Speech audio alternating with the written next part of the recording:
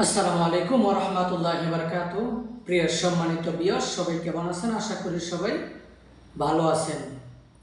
আজকে আপনাদের মাঝে যে বিষয় নিয়ে কথা বলবো সেটা হলো অত্যন্ত গুরুত্বপূর্ণ।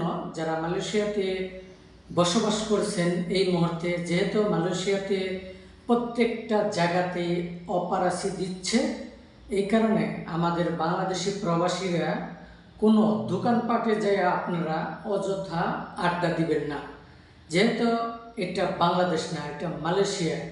যে কোনো জায়গায় 4 থেকে 5 জন মানুষ যদি এক জায়গায় হইয়া কোনো কথা বলেন, একটু হই হল্লা করেন, চিল্লাফাল্লা করেন, আস্তামশা করেন, তাহলে কিন্তু এখানকার মানুষ কমপ্লেন দিতে বাধ্য।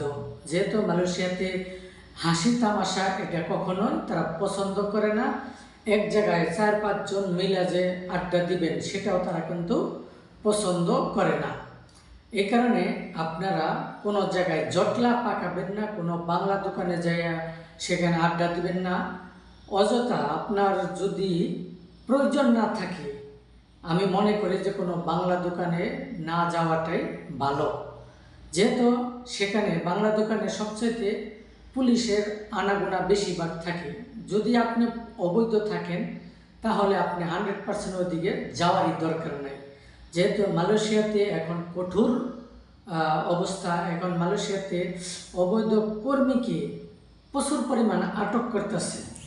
যেহেতু আপনি দেশ থেকে যে পালিয়ে আইছেন, নদীর পথে আইছেন, হয়তো ট্যুরিস্ট বিষয়ে আছেন, হয়তো কলিগ বিষয়ে আসছেন, যেহেতু আপনি অবৈধ হয়ে গেছেন হয়তো কোনো কারণবশত, এই কারণে আপনারা খুব সাবধানে থাকার জন্য চেষ্টা করবেন।